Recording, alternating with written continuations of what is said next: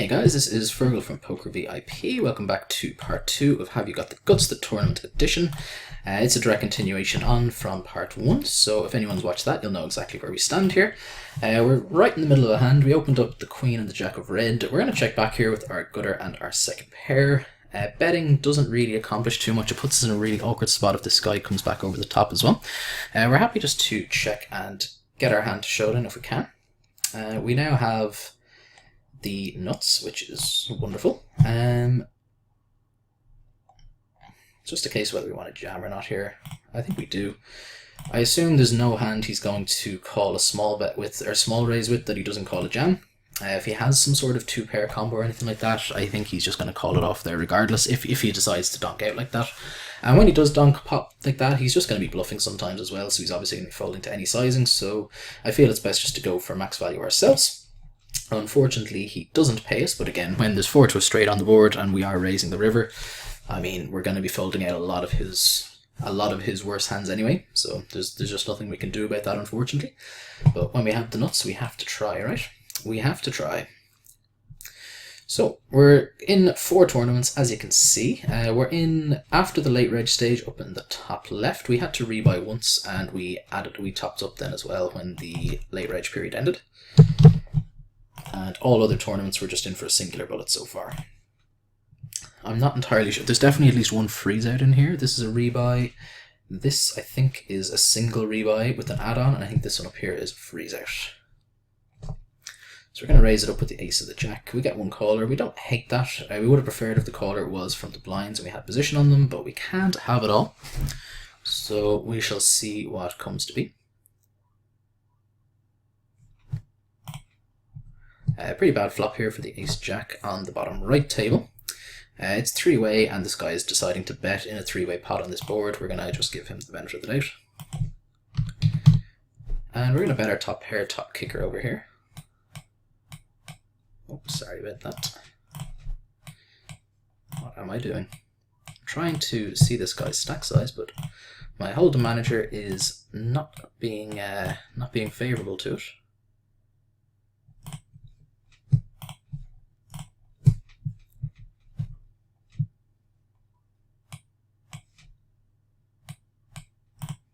Not sure why that's not letting me do that. That's kind of annoying because I can't see this guy's stack size, which is going to be important to be able to see at some point later on. It looks like it was 6,000 and it's now down to 5,000, I think. He calls, king rolls off, which is not particularly good for us. Queen jack is possible. He can have some king x as well. We're going to check this back for pot control. If he checks again, we are going to have a decision between betting for value and checking back.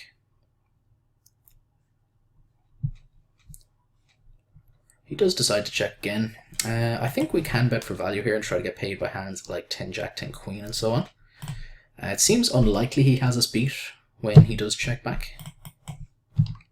So we're just going to bet a small amount here and see if we can get paid off by worse.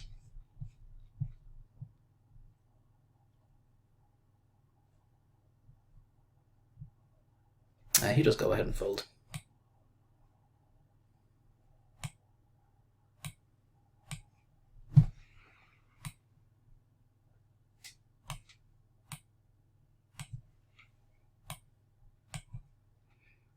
I see what was going on. There was a couple of things layered up. That's why it was behaving a little bit funny. Queen 9 suited. We're going to be happy to bring this in for a raise. 6 tray suited though on the button. Even though we're on the button, we're still just going to be letting that one go. And pocket jacks here. We are going to be relatively happy going to war against a lot of stack sizes here.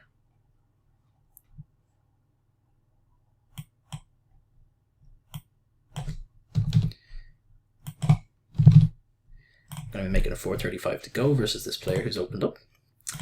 We flop a second pair, which is a better than average flop here. We're going to just keep checking back here and bet for value on the river if checked to, and just hopefully pick off a bluff if he decides to lead into us on the river. Let's hope he doesn't have a flush. He does indeed.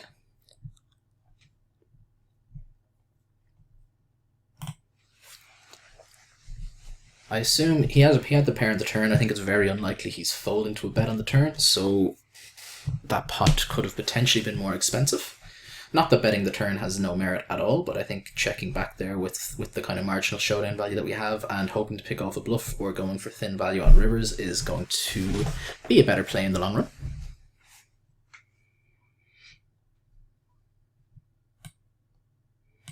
Going to defend here, getting 4-1 with the suited queen.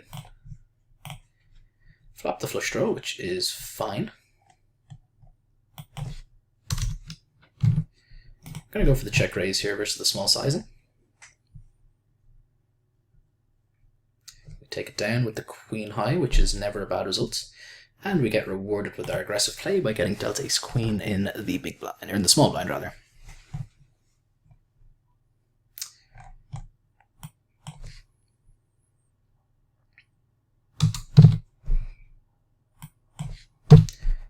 We're going to put in a 3-bet here.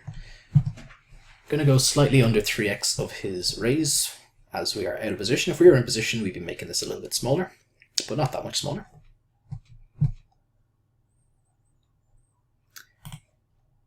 We don't mind taking it down. Again, if he flat calls, we're out of position in a relatively large pot, which we don't love, so we don't hate taking it down. Not that we would have despised a call either. Here, like as someone with less than 1,000 chips has just decided to limp. I'm not a huge fan of just jamming here because I don't think he's ever limp folding, and he's going to have a decent number of stronger hands here. So we're just going to play it pretty straightforwardly, see if we can flop a pair, and if we do, we're not planning on folding many runouts. Unfortunately, we do not, so we just let it go and he decides to pop the turn.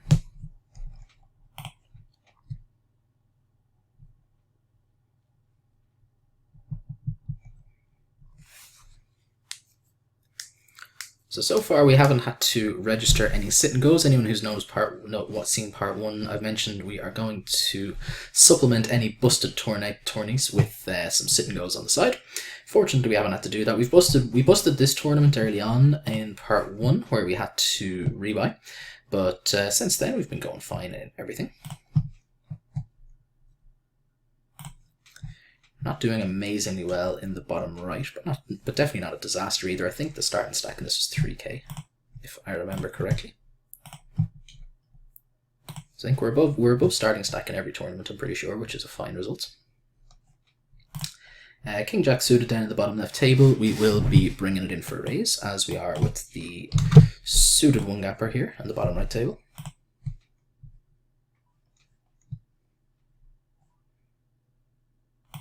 Kind of flat call here, 3-betting from kind of a 40 big blind stack size. It can get really, really awkward if he kind of 5-bets or smaller continues.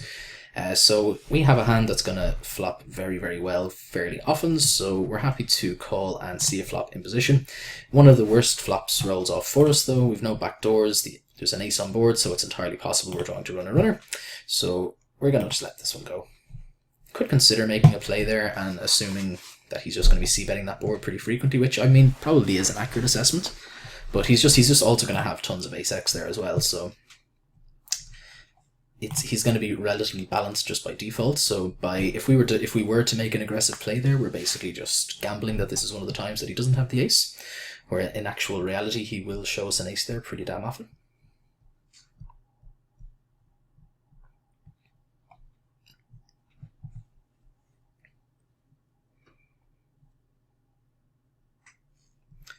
The 8-4, even if it was folded to us, we'd still just be giving this guy the walk, even though I'm not a huge fan of doing so, but there are some hands that are just too bad to be doing anything else. It goes raise, and there's a 3-bet though. I guess when this guy is 3-betting off of this stack depth and not jamming, he's probably going to have a pretty strong hand. I'd be very surprised if he does not. We're dealt a queen and a queen. We are looking to go to war here with this hand. This is an interesting board here for these two hands. Not the best flops, obviously, with the ace on board. We're going to happy to check this back. Pretty good turn. Not the best, obviously, because there's now a flush draw possible, but still a pretty good one. I don't want a flat call here, given that we just missed tons of value from his ace-x, especially if he has a flush draw to go along with it. So we're just going to raise... we're just going to raise small. And this way he can still potentially jam some hands. If he has a flush here, GG. He doesn't, he has the flush draw though. Nice. So that's exactly the type of hand. We just want to make sure that we get all of the money in there. And you know, he can even just go with the lone king there. So if he has no pair, or if he has, say if he has the lone queen with the king, it's pretty unlikely, if we just flat there, it's pretty unlikely he stacks off on the river if he misses his flush draw. So we're just better off raising and getting it in there. Ace King still ranks to be the best hand pretty frequently here. We're going to check this back, and I'm not planning on folding many turns. 7 isn't a bad one. If he leads here, we will call.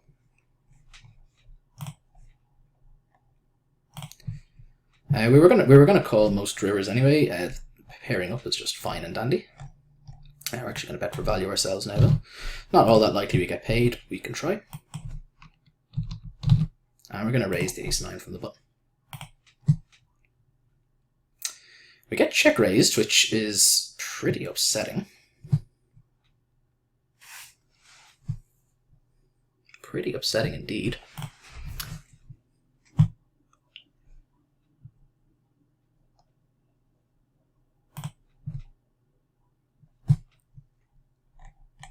And with our nut flush drawn overs, we're just going to raise in the bottom right table. This was not something I expected to ever happen. I'm going to make the fold. I'm not sure how much I like that fold though, because it seems pretty hard for him to have a flush that plays that way, but it also seems very difficult for him to have bluffs, so we'll give him the benefit of the doubt there on that one, but we will note it for future streets. If this guy jams, we're obviously just all in. He folds, and we take it down. We only have ace high, which is far from a disaster. We're about to go on break, so we'll play out these couple of hands, and we will pause the recording and then come back when we kick back off. We have a few hands to play in the interim. So we're raising up the ace-5 purely as a steal. If we get 3-bet here, we're going to fold it, and the pocket trays, similar principle, but obviously we don't mind a call as much. Hopefully we can see a tray in the window. We do indeed. Beautiful. Beautiful. We're just going to check here. I assume a king will do a lot of betting for us, and by checking we do allow some bluffs as well.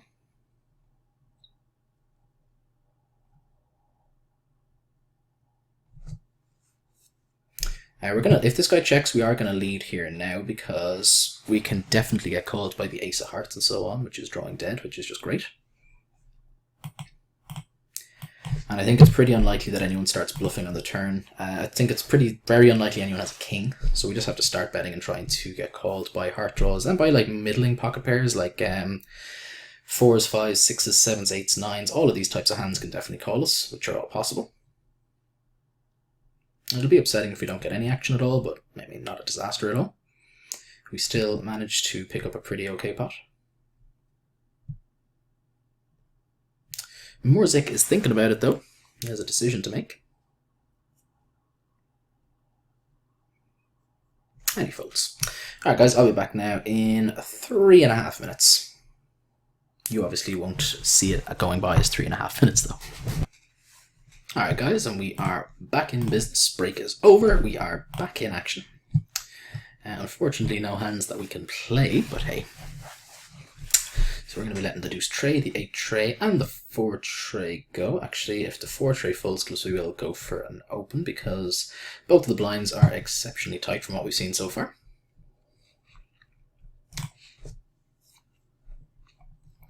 But when there's a raise before us, though, it's pretty trivial fold. The queen of the 10, given his stack size, he only has, he's like 20 big, so we're a little bit suspicious about his limp. So we're not all that keen about ISOing him. So we're going to just check it back and see a flop. And, I mean, the board comes king high. Not too much that we can do there with the queen 10.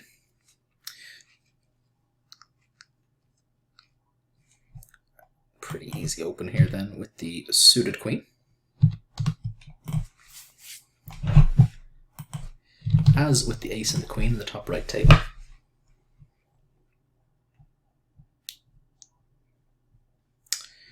Pretty dry board. We are going to fire off here.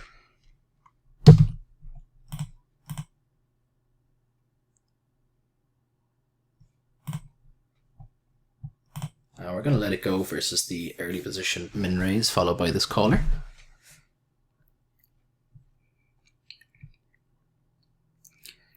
This guy raises us here, we're going to have a decision. He seems reasonably aggressive, and this is a board where I would expect him to play back at us somewhat often. So I would have considered a 3-bet jam there in that situation if he had gone for a raise. Just because, as I said, I think it's a board that if he is going to ever be bluffing on, that seems like a very likely candidate for him to do it on.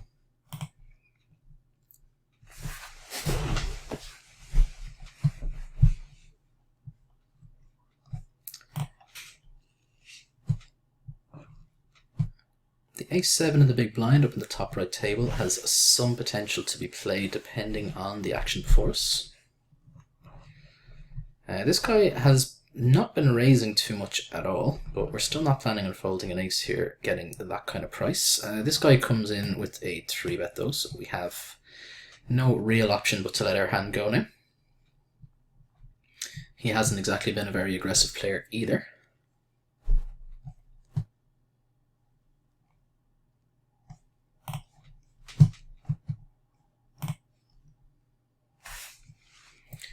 Will be interesting though, because as I said, so far this guy's only raised 4% of the hands that he's been dealt so far, which is a pretty damn small percentage, although it is over quite a small sample, so we're not gonna assume that's a definitely accurate statistic, but I wouldn't be shocked for him to be relatively strong here. And when this guy does 3-bet, I mean, he's probably always going to have a reasonable hand. Not necessarily nutted, but you know, I don't think he's going to be bluffing from these positions very often, if ever. Going to go for a slightly light open here with the king tray, and fortunately it works out. We take it down. We definitely did not want any action there.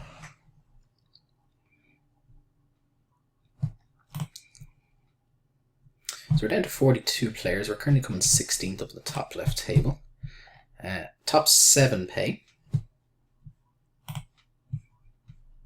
So 7th is €36, and it goes up to first prize of €280. So we're in for, I think, €15 in total here, or possibly slightly more. I can't remember if it's €5 even or $5.50. Pocket kings in the bottom right table, a pretty good hand. We're not planning on folding here, obviously. Let's hope this guy just rips it. He does not. Gonna raise it up blind versus blind, and I hope for some aggressive play behind.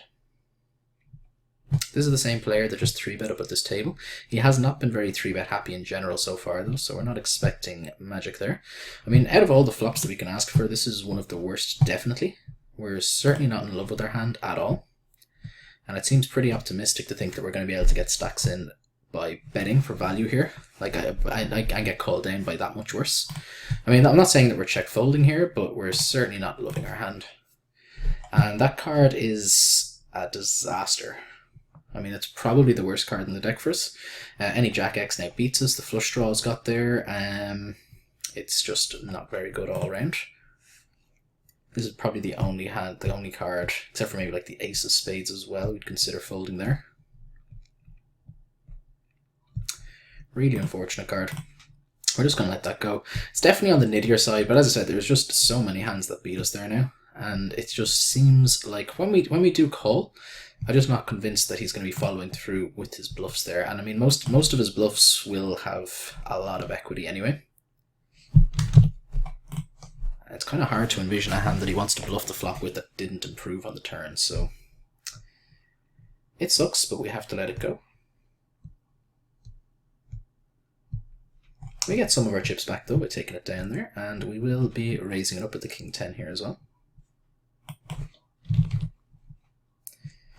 We're going to add on with the tournament in the bottom left. So that means the rebuy period is finished over here as well. So let's go see what sort of prize pools we'll be dealing with.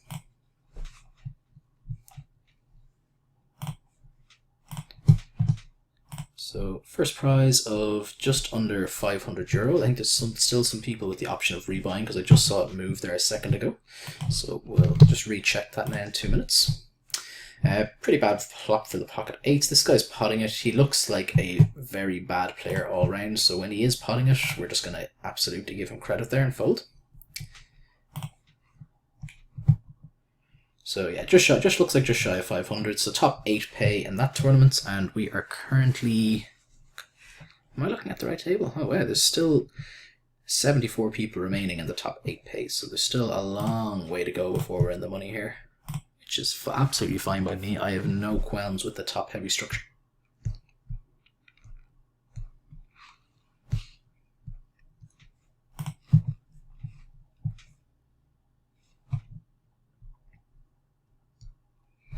And I'm guessing that the late reg period must be coming to a close pretty soon with the others now as well. So we're in total so far for roughly €50 or so, maybe slightly over, I think €55.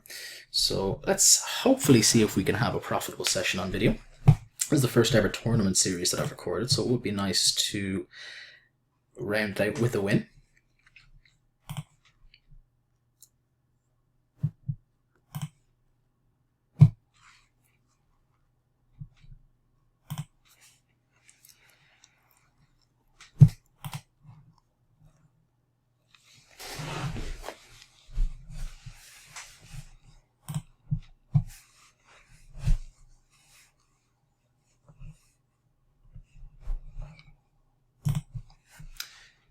The deuce and the 10, nothing we're going to be able to do there except stick our hand in the muck where it belongs.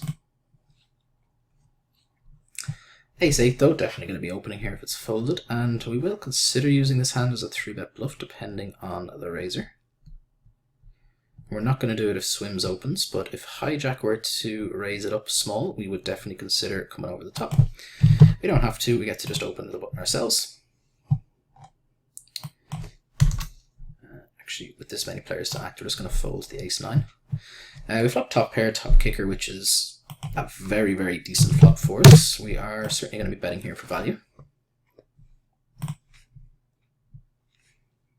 There's a decent number of turn cards that we don't want to see there, so again, it's just one of those spots where we absolutely don't mind a call, but we're not like that upset to see him just check fold either. Because if he does check call and, you know, like half the deck above the 8, basically any 9, 10, Jack, Queen, or King, or I think there was like any cards could have potentially put forward to a straight on the board there as well, I think. And so yeah, there's a decent number of cards that we're not in love with seeing, so we don't hate just taking that down.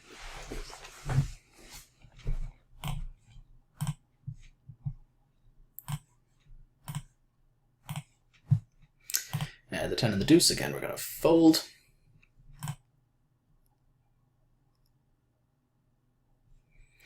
So far this guy's just been folding tons to 3-bets, so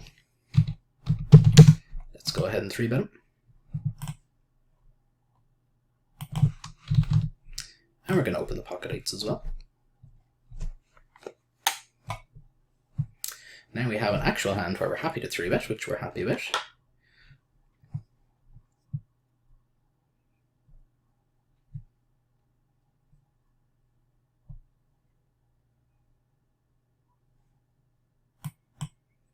This guy's gone slightly larger. I'm potentially just going to ship it here. Well, that was probably a little bit too much. We are going to go a very pot committing size though.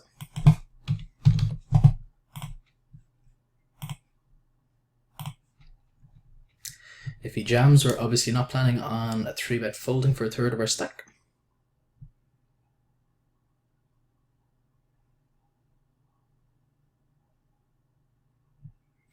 And like that, we pick up 2 pots in fairly quick succession, and we are chipping up nicely. We got 3-bet here with the king and the 10, and we're not planning on doing anything else. So it's the first time we've seen that player 3-bet over 55 hands.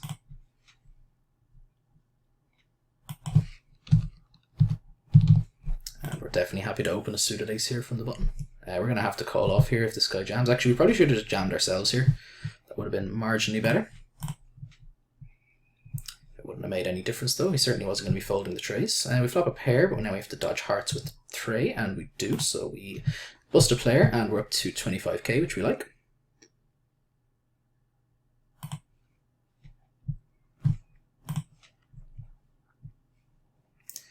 We're definitely not unhappy about that.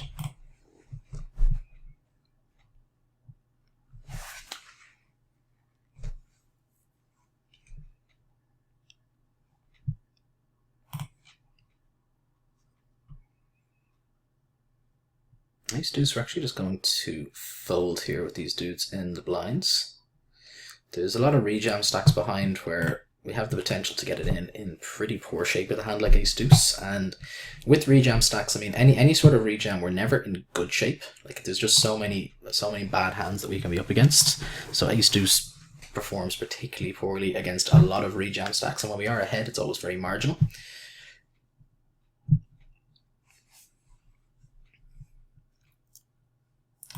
So we decide to flat here. This guy, he's been pretty aggro so far, and I think when he does check, I don't think he's going to be slow playing too much. So we're just going to bet and see if we're correct in our assertions. Yeah. So this is the player. He's just been pot betting a hell of a lot and stuff like that. And I think the vibe I've gotten when he has been doing it is that he's just had it more often than not. So when he does decide to check, I think he's going to be showing a lot of weakness and will just be check folding. So we're going to be looking to take advantage of that in a lot of scenarios. Great news to have him to our immediate right, of course.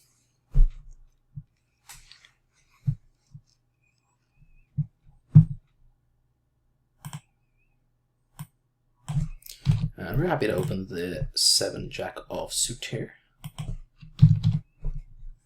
We're going to be opening the king 8 suited as well, of course. We are going to be betting here. I mean, it seems like the kind of board that is somewhat difficult to have connected with. I expect to get a decent chunk of folds. He does go ahead and call. We pick up the jack high flush draw though. We are going to fire again on this particular card. Puts him under a lot of pressure with everything that isn't a king. And the fact that we have showdown value now is irrelevant. I think he just does have a king pretty much always. I would have expected him to fold a 9 there, to be perfectly honest, to the turn. That's why when he called again, I was really expecting to be king X heavy there. But alas, we were incorrect. A jam there almost certainly would have gotten him to fold. So that's been our first major misstep of the day so far, I think. We're getting 4-1 with suited cards here. We are going to call.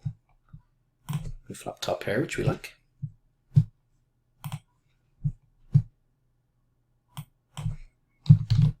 We're going to bet here with the second nut flush draw. And we're going to lead here. After this guy checks back, I think we pretty much always have the best hand, unless he has like exactly pocket 10s or something like that. So we are going to just bet it and just not allow him to draw for free, basically. The king 7, we are going to be folding this guy. We have the wrong hood showing for that guy at the moment.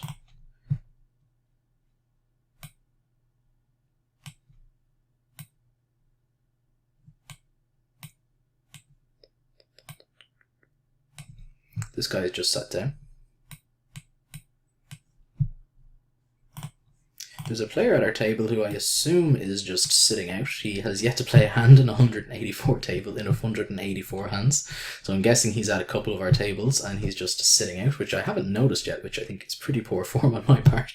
Obviously, we should be attacking his blinds left, right, and center. I'm kind of annoyed at myself for not having realized that just yet.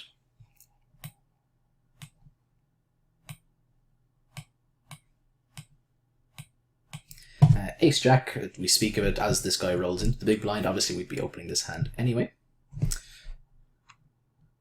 And we're going to go for a 3-bet here. Just as I said, this is the guy. He's shown a huge propensity to fold into 3-bets, and we look incredibly nutted here.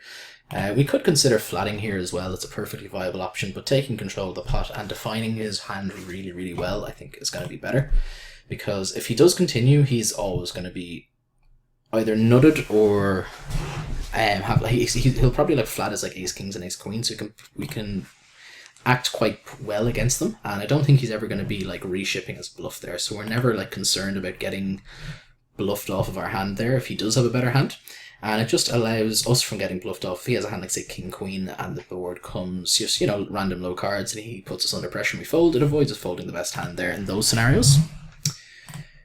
So, late reg has ended in the bottom right table now as well. We have 39 players remaining, and 33 out of 39, and top 5 pay here. I have to say I'm really impressed with the payout structures in general here. I really like the top heavy structures where, like, I've noticed some sites they tend to pay way too many people in tournaments, which I'm not a fan of. And it just means, especially like in rebuy tournaments where you could potentially have like multiple bullets in. Like we've topped up in every single tournament here, for example. We've only rebought once, but we've topped up in every single one. And so the initial buy-in is you're gonna want the min cash to be a few buy-ins basically, not just double the initial investment. So by reducing the number of players paid, it increases the min cash, which I like.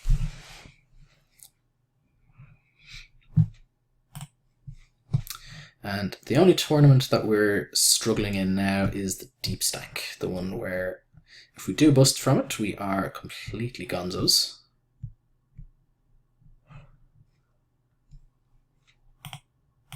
And it's also, I just realised just how slow the blinds are. This has been the tournament that's been going on for the longest. We actually late regged it, and it's 15-minute blinds, which for a €5 tournament, that's a €10 tournament, is pretty damn impressive. We flop top pair here. We're going to have a bet. Oops. Just slightly over half. It seems right to me.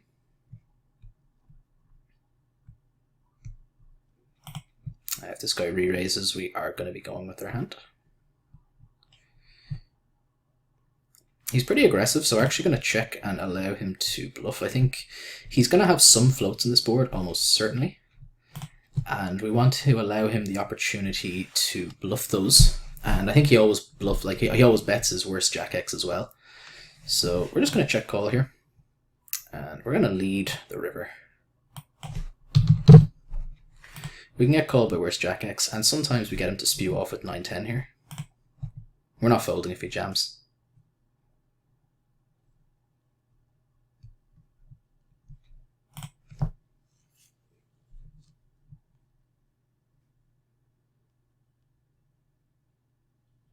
He goes ahead and he folds himself though.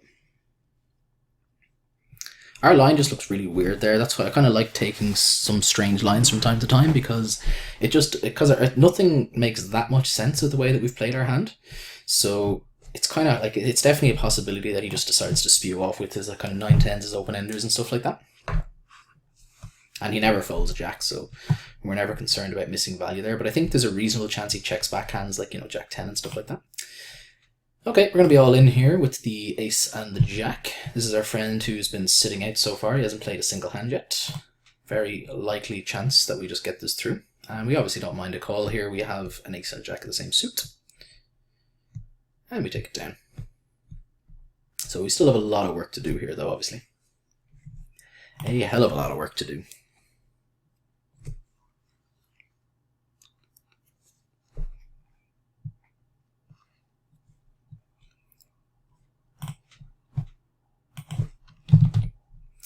The king and the jack off suit, we are going to be bringing it in. The 6 max tournaments, this is just a standard open from any position for me, of course. Unfortunate here. We're ahead of some of his jamming hands here, definitely, but I don't think we're good enough here to consider calling it off here. We flop a good shot to the absolute nuts. We are going to be c-betting here if checks 2. It's going to have connected with our range much better than it is his. So 317 to pick up 570 seems like a pretty decent wager to me. And this is a hand that I'd be raising pretty much all the time anyway. This is the guy who's sitting out though, so not raising would be pretty damn criminal. And here, pretty standard jam blind versus blind for maybe 13 big blinds, something like that. We're back up over 2k here. If it's folded to us, we will just go for the all-in again with a suited ace. We're going to call in position here with the suited queen. We see a monotone flop, but not the flop that we wanted. We are going to take a stab at this, though. This guy checks, though. Mainly because this board is just so bad for so many of his potential hands as well, so I think there's a reasonable chance he's just planning on check folding. He does call, so we're just going to shut down now. Really interesting now. We are going to have to bluff this card. We can go. The cool thing about this is that we can go super small.